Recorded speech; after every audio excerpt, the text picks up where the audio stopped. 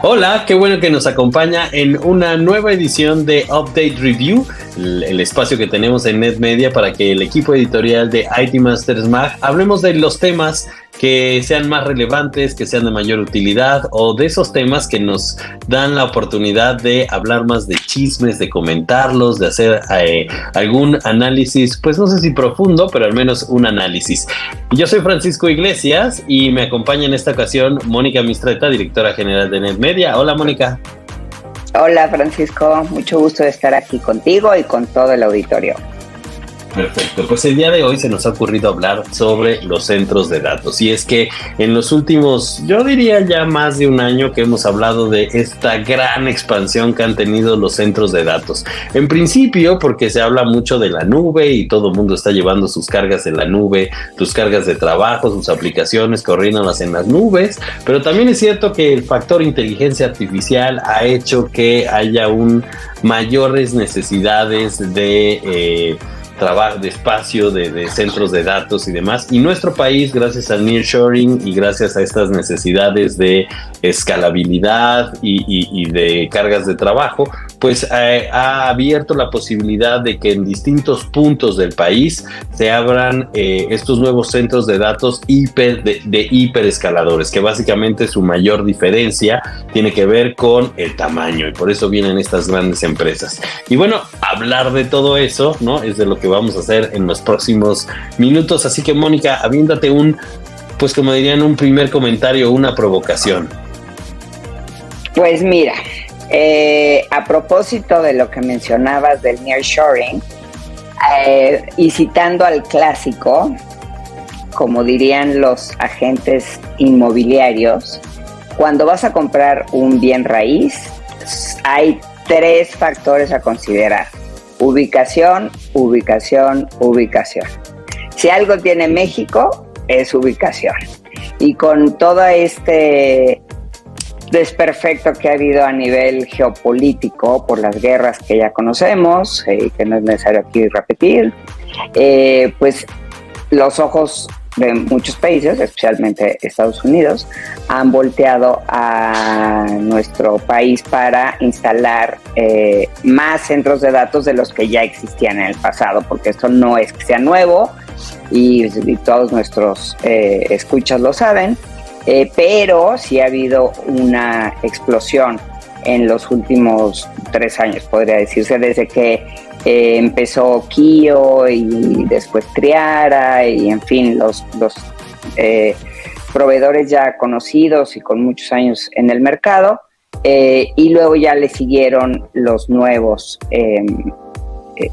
hiperescaladores que mencionabas, y también todos sabemos de quiénes se trata.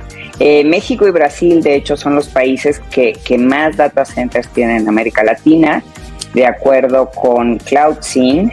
Y la diferencia es muy poquita, son 166 en México y 163 en Brasil. O sea, de hecho, vuelvo a repetir, la ubicación nos está favoreciendo mucho. Estamos por encima de Brasil en eso, y eso es raro porque casi siempre Brasil nos la gana, digamos, para usar. Pues ahí tiene que ver con la ubicación, correcto, ¿no? Brasil pues sí, no está tan cerca de Estados Unidos. Es ahí la ubicación, te digo. Y bueno, se espera, de acuerdo con datos de una consultora muy conocida, que es IDC, que el mercado de data centers en México tenga un crecimiento a una tasa anual compuesta de 11.4% en los próximos, hasta el 2025, ¿no? Esto puede variar, depende a quién le hagas caso, siempre hay quienes dicen una cifra y quienes otra. Ahora que estuvimos consultando diferentes fuentes, seguro tú tienes números muy disparatados también, Francisco, de lo que dicen unos contra lo que dicen otros. Por ejemplo, la MEXDC prevé 73 centros de datos con una inversión de $9,162 millones para el próximo año o los próximos 2 años, no sé. Pero bueno, la cosa es que son cifras que ni siquiera alcanzamos a comprender. Que no caben en la cartera y por eso no sabemos cómo funcionan. Exactamente. En mi cuenta de cheques podrían caber, pero en la cartera lo dudo. ¿En tu cuenta de cheques? ¿Todavía tienes cuenta de cheques? Bueno, cuando tú depositas, haces una años, transferencia, dice a cuenta o a tu tarjeta. Cuenta, yo creo que vaya, te diría que hace 10, 12 años o más. Ay, el otro día me pidieron un cheque y me dijeron que tenía que hacer un cheque. Yo dije, pues si ni siquiera tengo cheques, ¿cómo no puedo hacer un cheque? Bueno, pero además, ¿tú te acuerdas cómo hacerlos, no? Creo que sí, porque he tenido que hacer algunos aquí bueno, pues ya está otro tema. Bueno, la inversión que yo les adelantaba hace rato, antes que me interrumpiera aquí el señor, la MEXDC, estos 73 centros de datos serán en los próximos 5 años. Así que para que tengamos un horizonte un poquito más amplio de lo que significa. Y no me quiero adelantar, pero tengo un tema que podría ser, híjole, un stopper, un gran obstáculo para esa expansión, y creo que lo vamos a ir a tocar después. Creo que ya sé, podría adivinarlo, pero di algo, al menos un adelanto o algo. Pues la energía eléctrica es fundamental para que funcionen estos centros de datos, y les tengo muchas noticias al respecto, así que no sé si quieras primero decir algo más. Pasemos, sí. A mí, yo te quiero decir un dato que siempre digo sobre el nearshoring, porque hablamos mucho del nearshoring en español como la relocalización, pero la verdad es que si analizamos bien, son bien poquitas las empresas que están relocalizando, es decir, que no tenemos conocimiento de empresas que hayan dicho, cerramos nuestra fábrica, nuestro centro de datos de China y lo vamos a poner en México. Más bien hemos tenido muchas expansiones, o sea, muchas decisiones de expandirse a México, de crecer, de a lo mejor que en algún momento esas inversiones las iban a poner en otro país y ahora las están poniendo en México.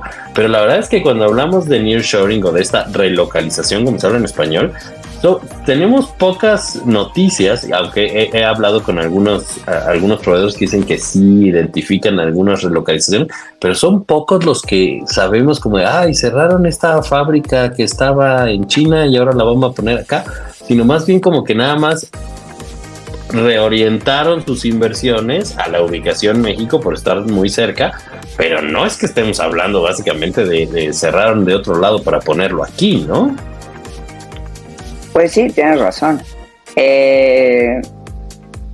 A menos de que ni siquiera nos hayamos enterado de que eso sucedió. Pues han de ser muy pocas. O sea, seguramente sí existen, pero son las menos las que realmente sucede eso. Vamos a hablar un poquito sobre esto de los centros de datos, y bien decías de toda esta inversión esperada que se tiene y que son estimaciones, a mi parecer, a veces raras. Y ya hablaremos en específico del caso de Querétaro, de los proyectos que se vienen, de cuántos dicen, ¿no? Hace 2 años decían un número de proyectos, luego dicen otro número de proyectos.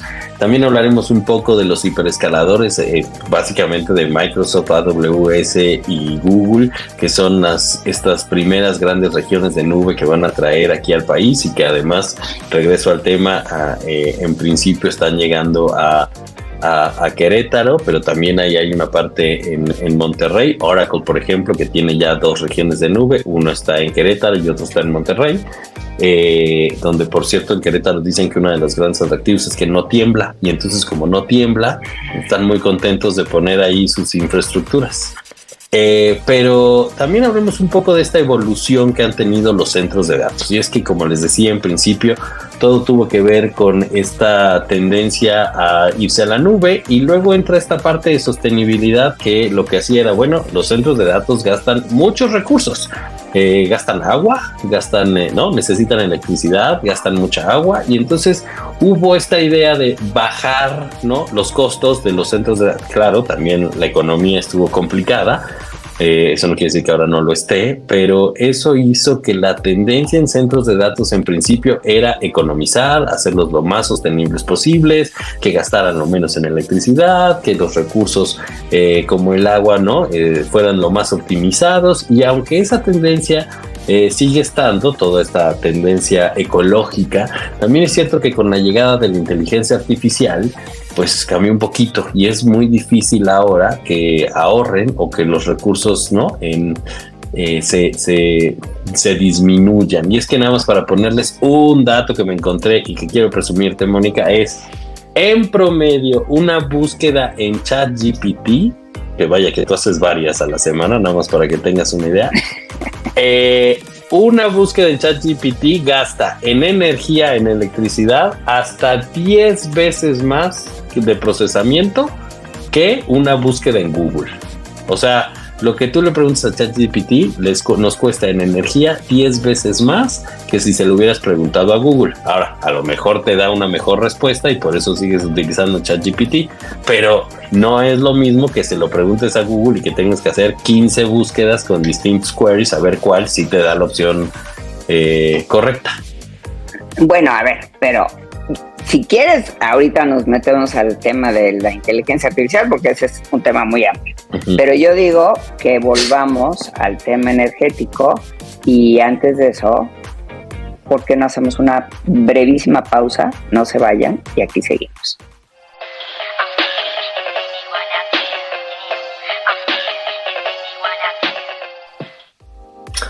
Ya regresamos de esta pausa en la que nada más nos pusimos de acuerdo a ver de qué carambas vamos a hablar en términos de la energía y a ver, dinos las malas noticias, Mónica, que hay sobre la energía.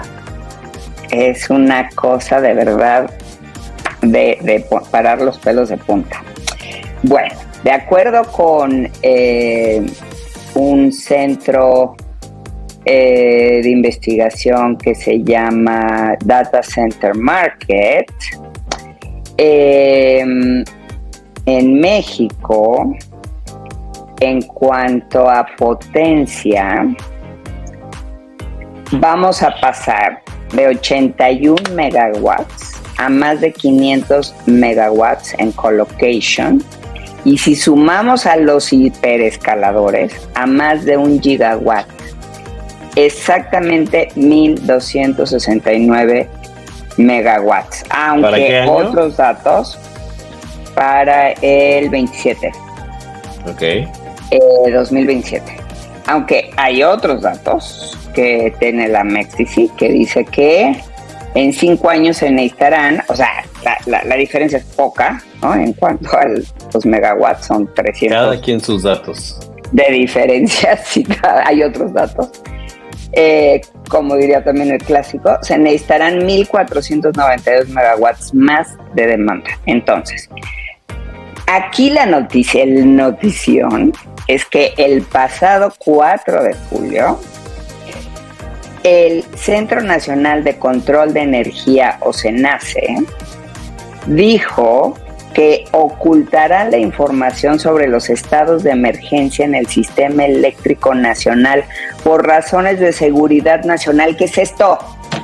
O sea, antes podías consultar, si tú te metes a la página del CENACE, tiene información pública y luego dice información privada o zona segura o algo así. Es más, me puedo meter y ahí lo dice.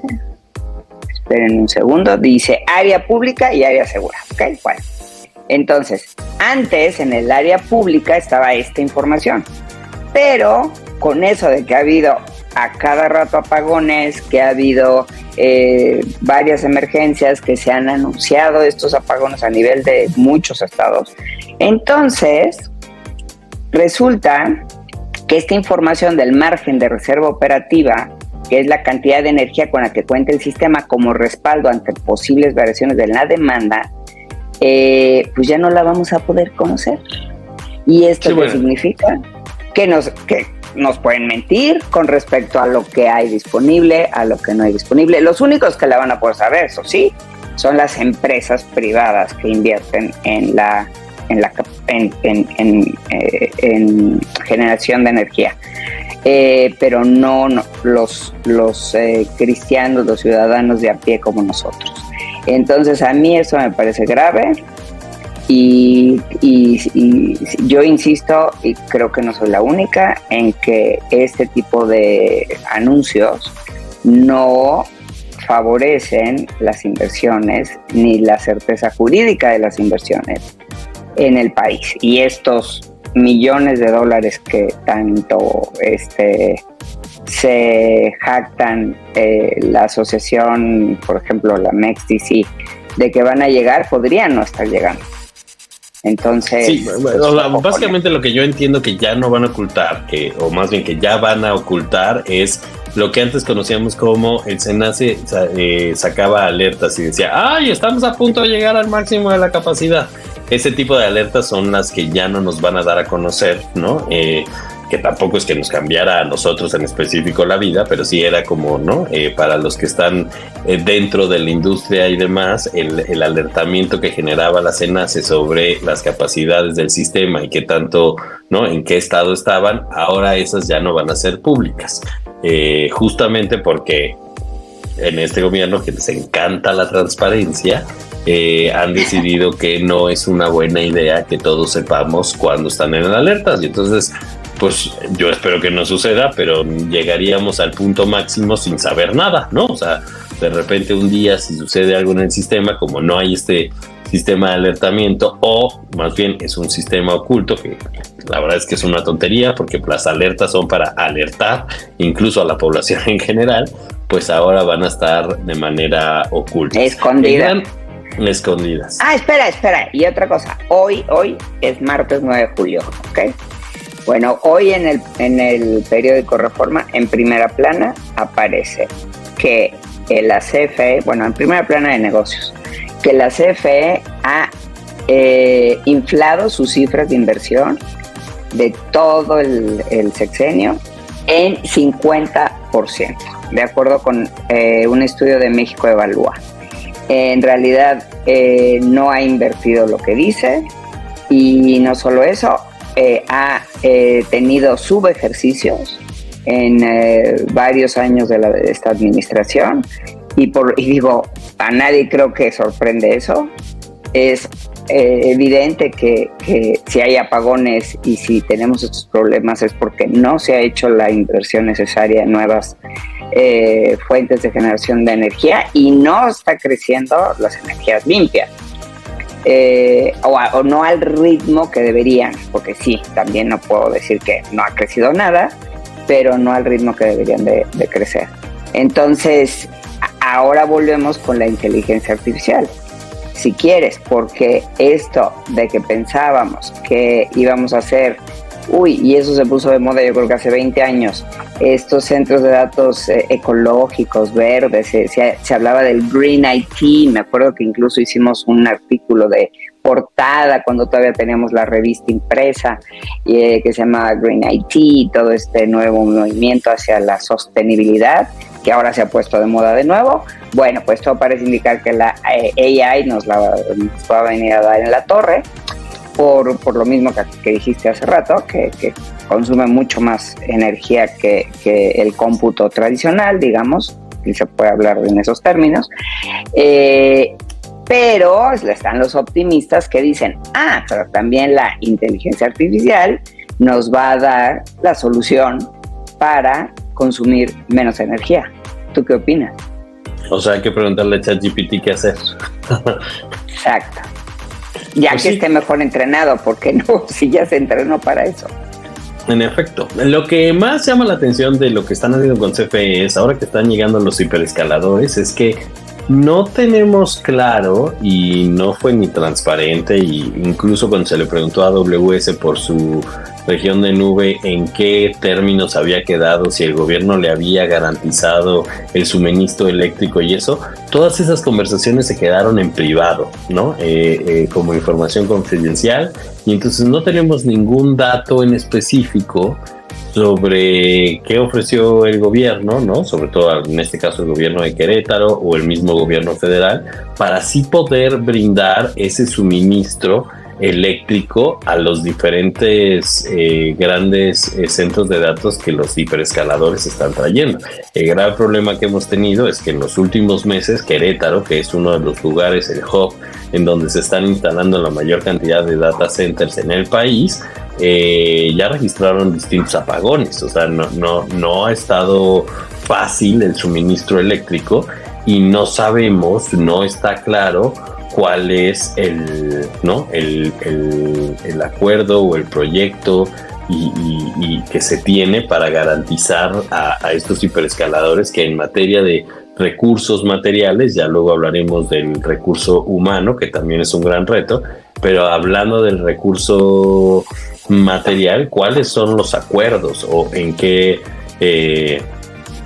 a qué han quedado, ¿no? ¿Dónde está esa garantía que se le está dando a las empresas, pero también esa garantía que debe de tener el gobierno de dárselo a los propios habitantes, a los ciudadanos? Hay incluso especialistas que hablan que las capacidades y las inversiones que se están haciendo no serán suficientes para la demanda que vamos a tener en los próximos 5 años.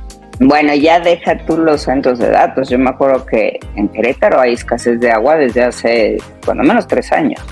La población ha crecido, bueno, ¿por qué? Porque en ambos casos la población ha crecido 20 veces, ¿no? Entre la gente que se va a trabajar para allá, las industrias que se instalan, digamos, en los últimos 30 años la población se ha multiplicado N veces, quitamos lo de las 20, pero muchas veces.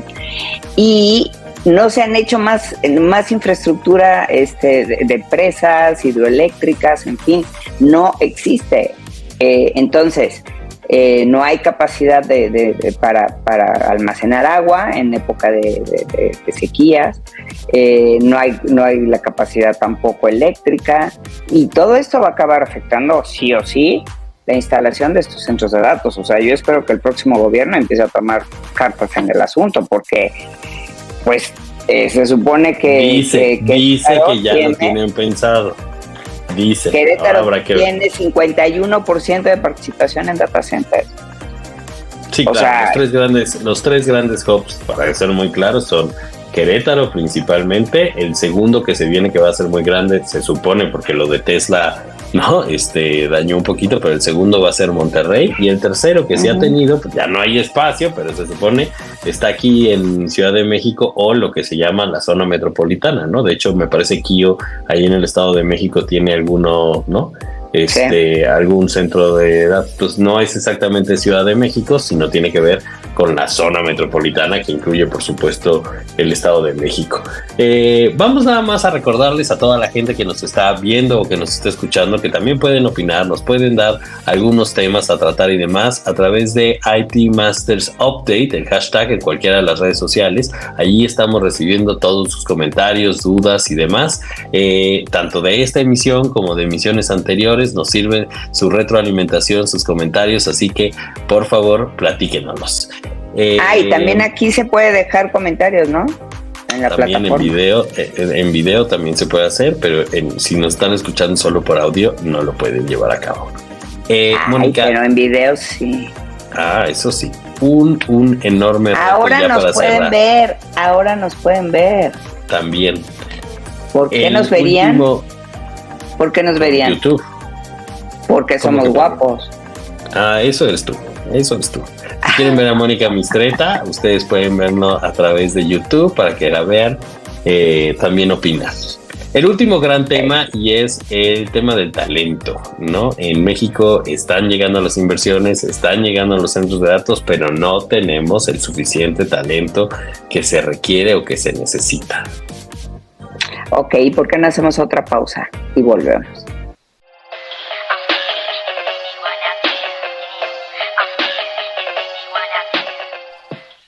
Ya regresamos de la pausa, y ahora sí, Mónica, que te quedaste pensando qué querías decir sobre el talento, la falta de talento.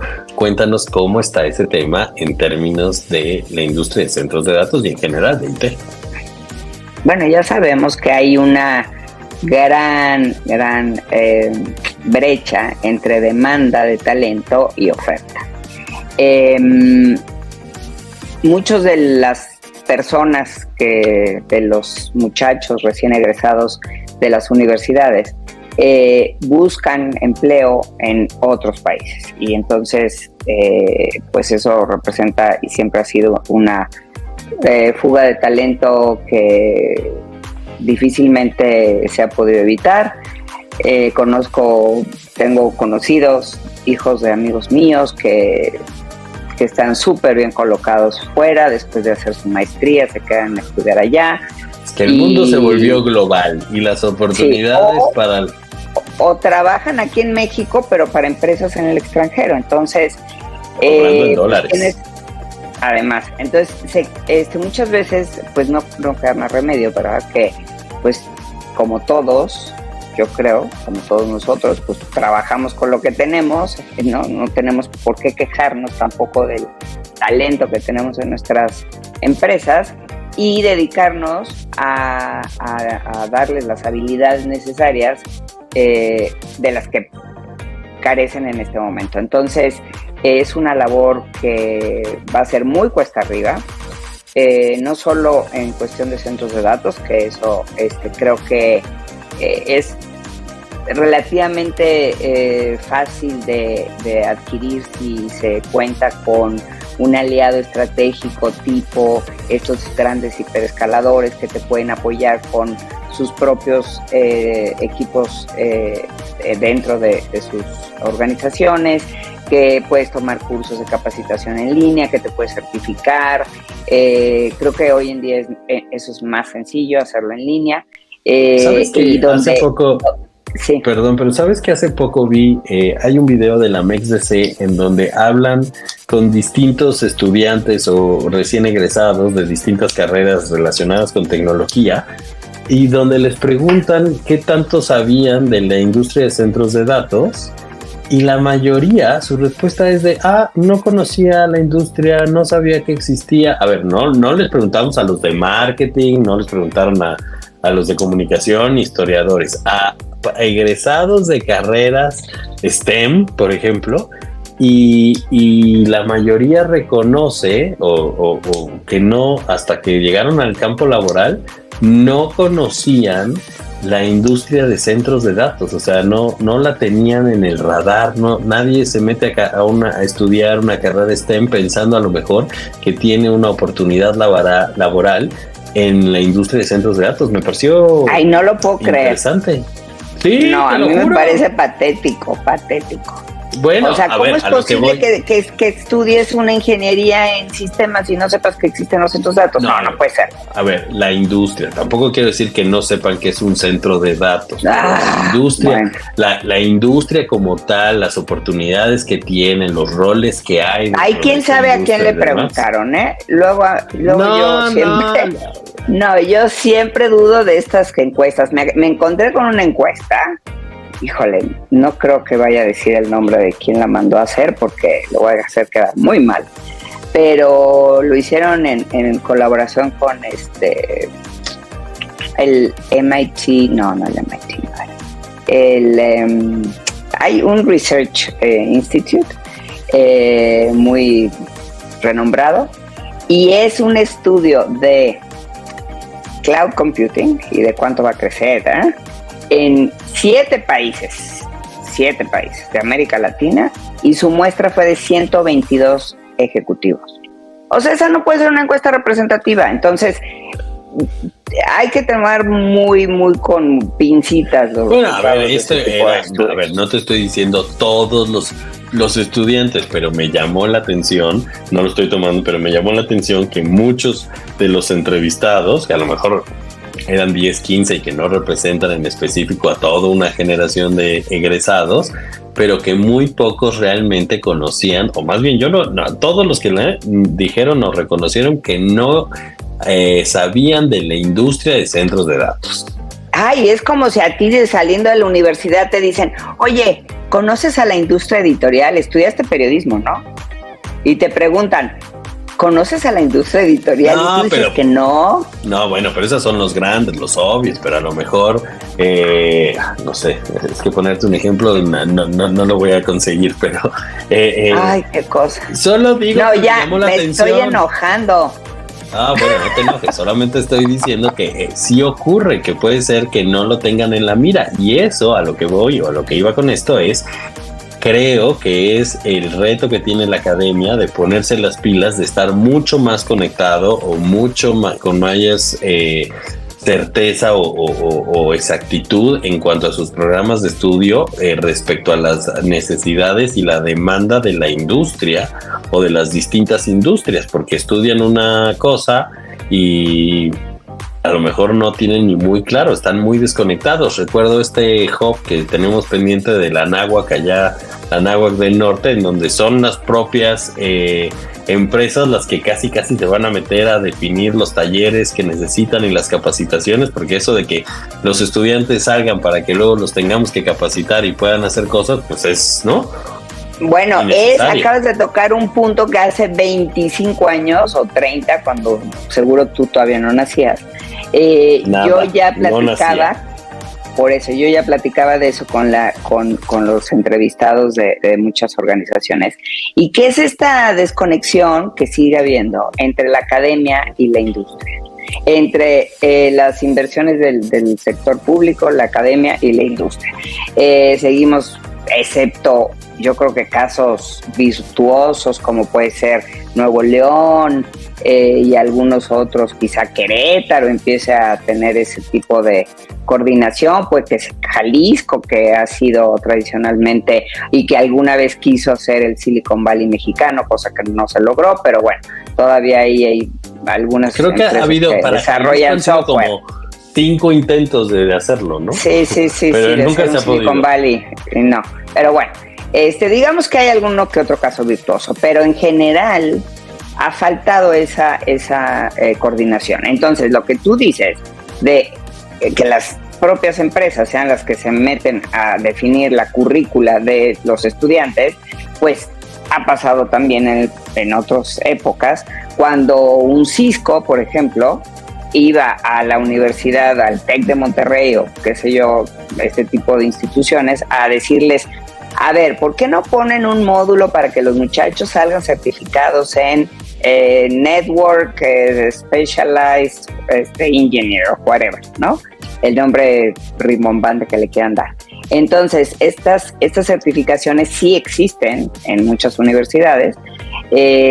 No sé si ahora también haya que hacer algo o lo estén empezando ya a hacer en centros de datos. Y sí, se necesita ya quizá una especialización, ¿no? O algún tipo de carreras, incluso en carrera específico, paralela que sea dedicada a la administración, al diseño, al mantenimiento, a la puesta en marcha de centros de datos. Ahora, ¿qué tanto para eso van a contratar chavos mexicanos? No sé, porque pues estos grandes hiperescaladores, por ejemplo, supongo que traen sus propios equipos de sus países. No, están desarrollando el talento aquí. La verdad es que hoy la nueva tendencia que tienen todas estas grandes empresas es que justo se están metiendo a la academia, ¿no? Y se están haciendo incluso acuerdos, convenios y demás, porque pues como tú dices, Mónica, llevamos 30 años y todavía la academia sigue estando muy desconectada de lo que realmente sucede en la industria o en las distintas industrias y de las necesidades y la demanda que tienen las empresas de ciertos perfiles. Es cierto que hoy hay mucho talento en México que está saliendo, pero no está saliendo el talento especializado que se necesita. Y entonces las empresas han tenido que elegir talento no especializado a especializarlo.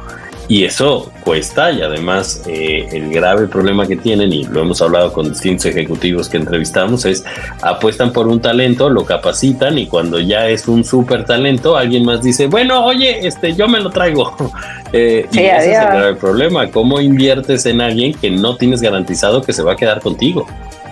Ahora, eso alguien una vez me dijo, a mí no me importa invertir en ese talento y que después se vaya, porque si todos lo hacemos, o sea, todos los que pertenecemos a esta industria de IT, ¿no? O sea, no hablo de las Mónica, empresas, sino de los usuarios. Si nadie tira basura, si todos recogemos un papel de exactamente, se limpia la ciudad, pero eso todos no ha pasado. Cooperamos, no, si todos cooperamos para mejorar el talento de los jóvenes egresados o ya de tus equipos que tienes en tu organización y constantemente los estás capacitando, eventualmente vas a poder traerte a alguien que también ya otra empresa capacitó. O sea, si a ti te lo roban, tú también puedes robar porque ya todos tienen... Exacto. O sea, elevamos todos juntos el nivel de habilidades de la fuerza laboral. Yo veo que eso no puedes no hacerlo porque entonces me lo van a robar. Entonces te quedas con alguien que no funciona. Sí te cuesta, no estoy diciendo que sea tan fácil. Pero sí, es una bonita súplica, por favor. Todos reciclen latas para que ninguna llegue al mar y todos, por favor, inviertan en talento para que cuando le roben a uno llegue a otro. Ya hay que quitarle a las botellas, hay que quitar la tapa. Porque sabes que también se mueren muchos animales por las tapas de las botellas que andan sueltas. ¿No las pueden abrir o por qué? No, en Italia ya hay una nueva ley que no sé que a partir de qué año, las botellitas de lo que quieras, ya no le vas a poder quitar la tapa. O sea, no sé si van a venir con una especie de vienen con unos mecanismos para que no se zafe. Sí, pero exacto, no es ya no puedes abrirlo. Es que la tapa se les atraganta a los animales. Exacto, pero no es porque llegue la botella con tapa, sino más bien es porque la botella es chiquita y esa pieza chiquita sí se la pueden tragar. Exactamente. Y bueno, pero de ecología estamos no hablando de ecología, nada de nada, pero nos encanta, somos opinionated en todo. Bueno, pues no sé si quieras añadir algo más porque no, lo que quería decir es que ya hemos llegado al final de este podcast, así que si les gustó, platíquenos, díganos, déjenos sus comentarios y los esperamos en una edición más de Update Review. Mónica, despídete. Nos vemos próximamente, espero que les guste, déjenos sus comentarios y también aceptaremos cualquier porra, aplauso, viva o crítica que nos quieran mandar. No, crítica bonita. Por cierto, un saludo porque luego hieren mi corazón. Conectar. Marisela nos acompaña también en esta edición y no se pudo conectar, así que un saludito. Sí, saludos a Marisela, la esperamos para la próxima y muchas gracias de verdad por su atención. Esperamos que esto les esté gustando para que sigamos platicando con ustedes próximamente. Perfecto. Chao. Pues muchas gracias y hasta luego.